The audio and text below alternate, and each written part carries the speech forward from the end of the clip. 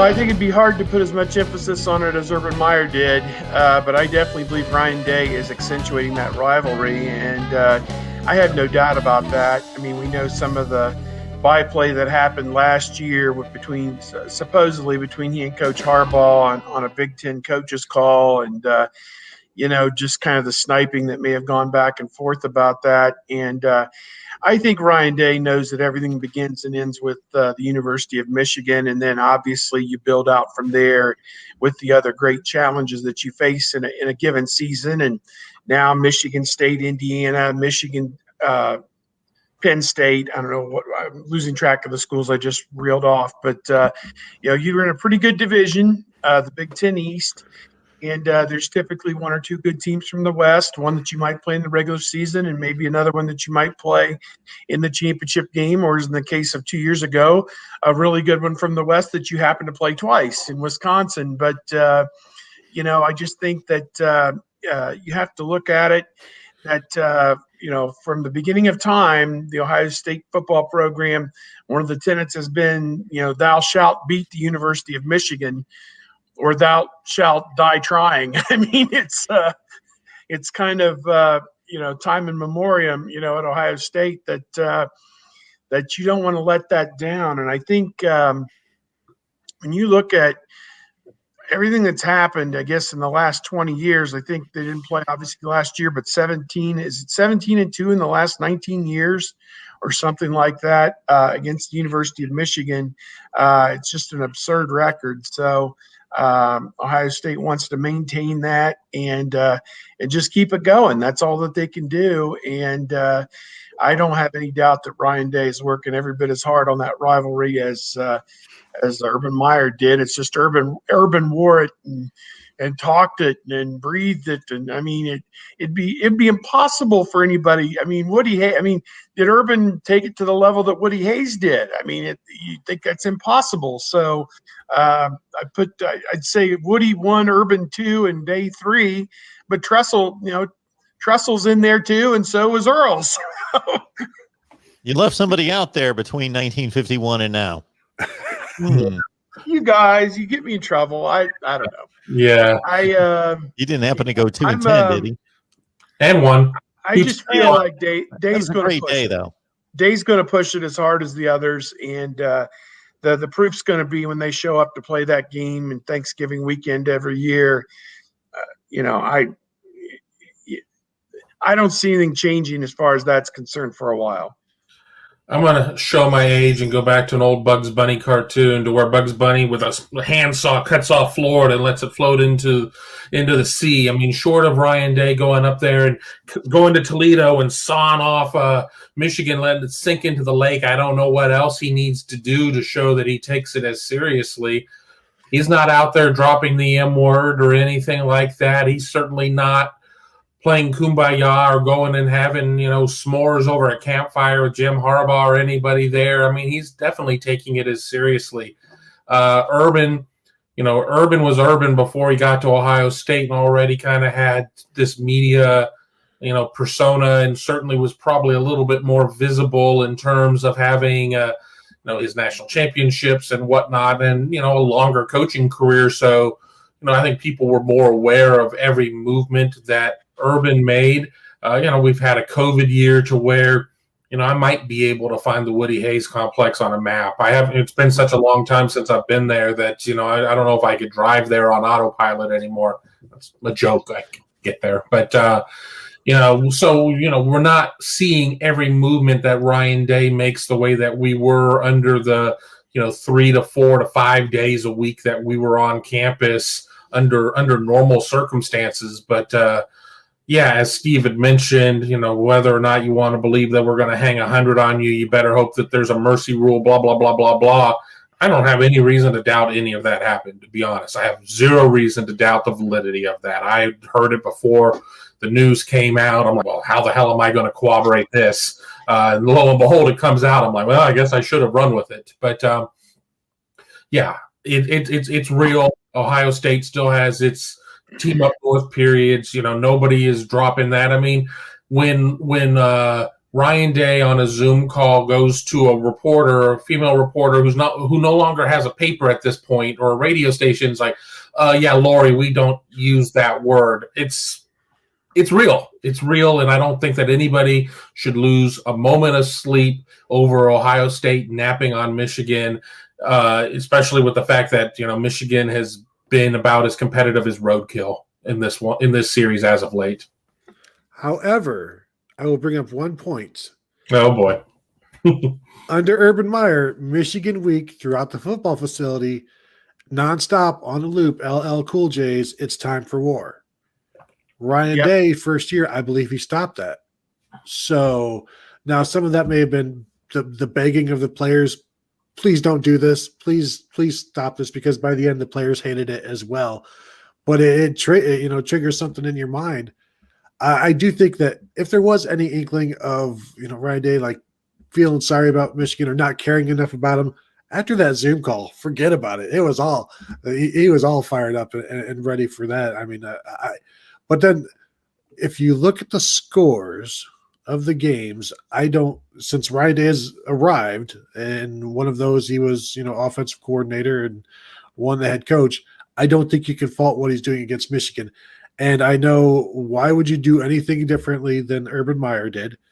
And then you incorporate that and then add your own things, like, like 4 more touchdowns.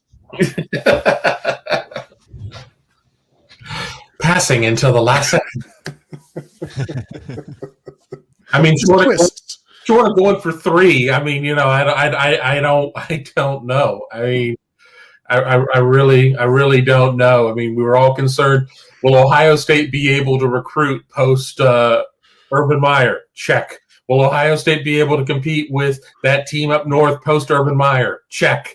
I think we're okay so far. So far, so good. I don't know what other rivalry would have maintained this kind of fervency and tenacity through this kind of winning streak. Maybe Alabama-Auburn, but just to maintain that type of paranoia, I'll use that word. There are better words to use, I'm sure, to a team that you beat down every year. It's impressive. I'll throw in that you can't allow any complacency to kind of fit in here, because I've seen some rivalry rankings.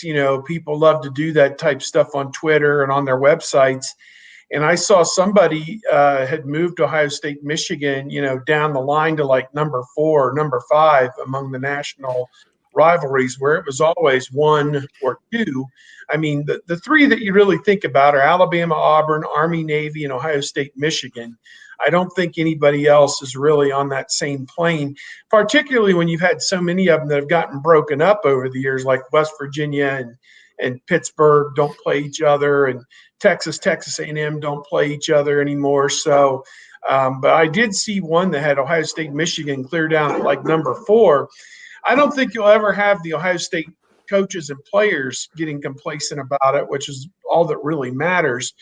And again, Michigan has recruited at a decent enough level that they put representative teams on the field, and they win their share of games against other programs. I mean, they're, this year apart, usually a 9 or 10 win program a lot of years. I got in trouble, I think, with Mark in one of the recent shows for saying that they weren't much better than that, or that they were probably worse than that. But the issue is, until they recruit at the same level as Ohio State, they're not going to win a majority games over Ohio State. It's just not going to happen, just as it would be the truth for Indiana, Michigan State, Penn State, or whoever else. If they don't recruit on Ohio State's level over a 3, 5, 10, 20-year period, they're not going to win a majority of games over Ohio State. So until that happens, objects in motion tend to stay in motion.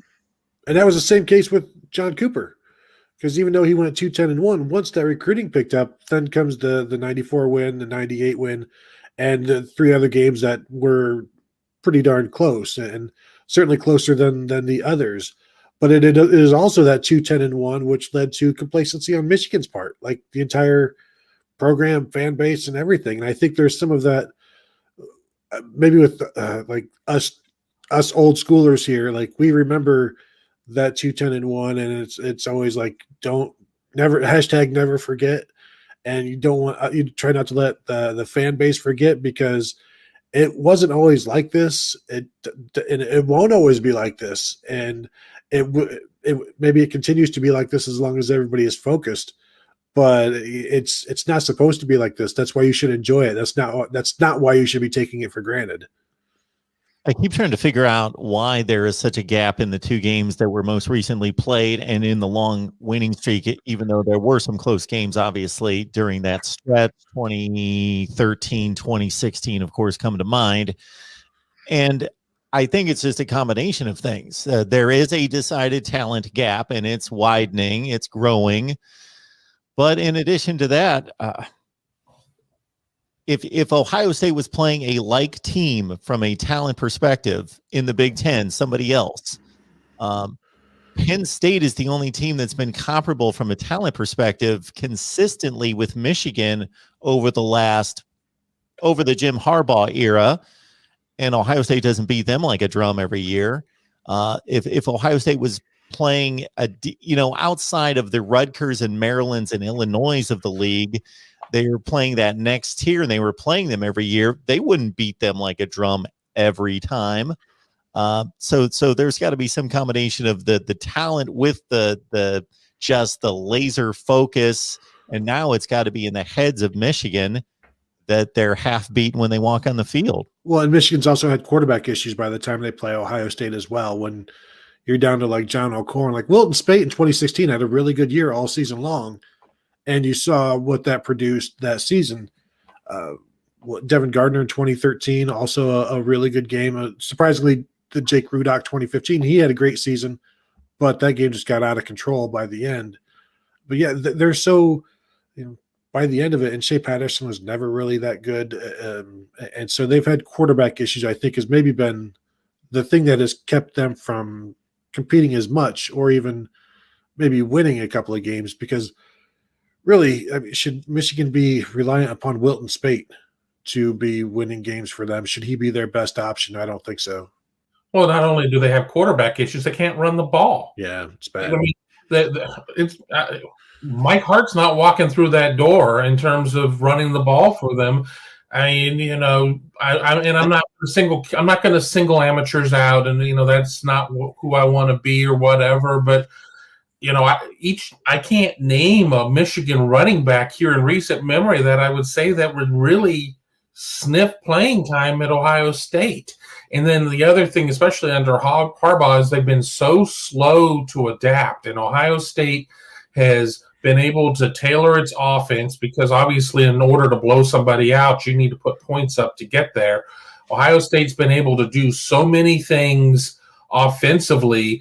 And, I mean, they've just been able to target weak points with that Michigan defense to the point of it doesn't matter if they have a Chase Winovich or a Rashawn Gary or whoever. Ohio State's already 6 moves ahead of them. So from basically the inventory here, no quarterback, can't run the ball, can't adapt on defense. Their coach eats boogers. I mean, what the hell do they have? I mean, it's just not good. And in general, the team that runs the ball in that game wins. And I think you can go back. I think that's the case since like 2001. Whoever averages more yards per carry wins, and that's only been Michigan a couple of times. And Fitzgerald, Toussaint, no. Devion Smith had an Ohio State offer, but I don't think they're super upset to see him go. And you just look at the talent that Michigan has had at running back, and it's been not great. And no matter how many of their offensive linemen get drafted and how great their offensive line supposedly is, they're still middle of the pack when it comes to running the ball. And that shouldn't be the case. And it should never be the case. You're Michigan. And so, yeah, I guess let's just go down the list. Not good enough, too poor there, not enough talent. And also you're getting outcoached. So just a couple of things. If you just tweak a couple of things. Well, you guys mentioned, at the beginning of this, the quarterback and no running game. I think the defense was largely overrated and has been for years. I mean, they'll year in and year out play an early season clunker like Wisconsin and just get steamrolled and, kind of debunk that whole myth. I made a real funny comment, that Joe Milton's gone and Dr. Blitz, Don Brown are gone. The two of them will always have that October Thursday night in Minnesota where Chris Fowler and Kirk Herbstreit just fawned all over them in that 49-28 win over the Golden Gophers, who, as it turned out, were nowhere near as good as they had been the year before. And that will be their one night that 1 3-hour broadcast those two can share with each other forever on their fondness of their Michigan time. But it just defensively they've that poor Metellus, the last game that got played between Ohio State and Michigan, our guy was taking photos and Metellus is in the background on like 5 touchdowns.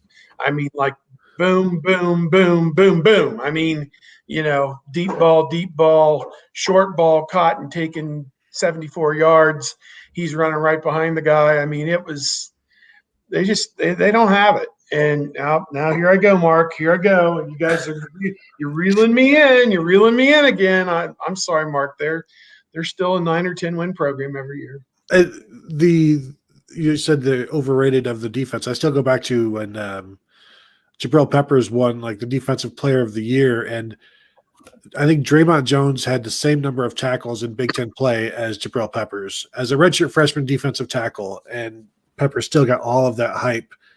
His only interception came in the last game against OSU, wasn't it? And I tweeted at the Buckeye fans well in advance. Yeah, exactly. It was a tipped pass. I tweeted to Buckeye fans well in advance. Stop making fun of Jabril Peppers for having no interceptions because it's going to lead to an interception against your Buckeyes, and of course it did. But it was harmless, just as he was.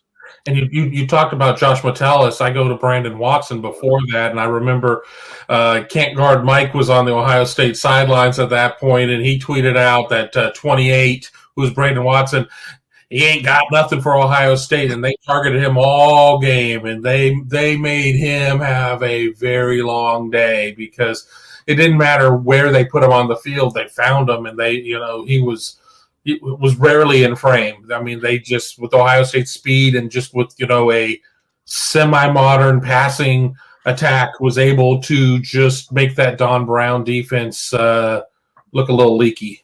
Was that 2018 where I know Olave got him once or twice, certainly on the crossing route? I think there was also, was that the game where KJ Hill pointed at him? Yes, pointed at him while he is motioning, saying, "I'm gonna, I'm just letting you know, I'm gonna come and get a touchdown." And of course, then he catches a touchdown inside the 5. And yeah, that's while you enjoy the rivalry and you love it, sometimes there's some guys you certainly feel bad for, and usually it's in the Michigan secondary, except for of course Jabril Peppers and Charles Woodson. And just to pile on this Michigan secondary, I brought to the attention of our Michigan podcast guy, Steve Dace, yesterday that was the worst Michigan secondary since, and I had him fill in the blank. He went back to the Rich Rod era. And then I said, and to solve that, they have signed 2 defensive backs, only 2 in the 21 class, and they are rated 43rd and 39th at safety and cornerback. 2 3-stars. So could either one of them turn out to be a tremendous player? Of course they could. 3-stars do that all the time, but most likely they're not. So they have addressed that long list of issues you gave, Tony, basically was addressed by signing and bringing in 6 different coaches, none of which have ever coached the position that they're being hired to coach. Is that usually a formula for success? Yeah, well, I look at Michigan's roster and who they have out there, and Daxton Hill, I think if you put him in a system where he has some dudes around him, I think he's pretty good. I know Ohio State really liked him a lot. We had the opportunity to see him in Oklahoma when he was still a high schooler before he announced for Michigan. But it's difficult. It's difficult for anybody there because there's just a lot of issues around them. And going back to Rich Rod, Rich Rod he was the king of recruiting 5'11" guys, regardless of position. What worked at WVU was not going to work in Ann Arbor and inside the Big Ten. And that was kind of the gift that kept on giving for Ohio State, because it took a while to cycle through a lot of guys that probably would not have gotten those Michigan offers, a regime or two prior. And I remember writing at the time when Rich Rodriguez took over that if he's going to compete, recruit against teams like Purdue, he's going to be fielding a Purdue roster. And that still holds true. The teams that you recruit against, that's the roster that you're going to be building. And if you're not recruiting against Ohio State and Oklahoma and Notre Dame and whatever, then you're going to be playing to the level that you recruit to. And yes, we see it every year. Oh, so many more players from the Super Bowl were 3 stars than 4 stars and 5 stars. Well, it's because there's 1,000 3 stars, there's 200 4 stars, and there's 35 stars. Do the math. That's just how that works.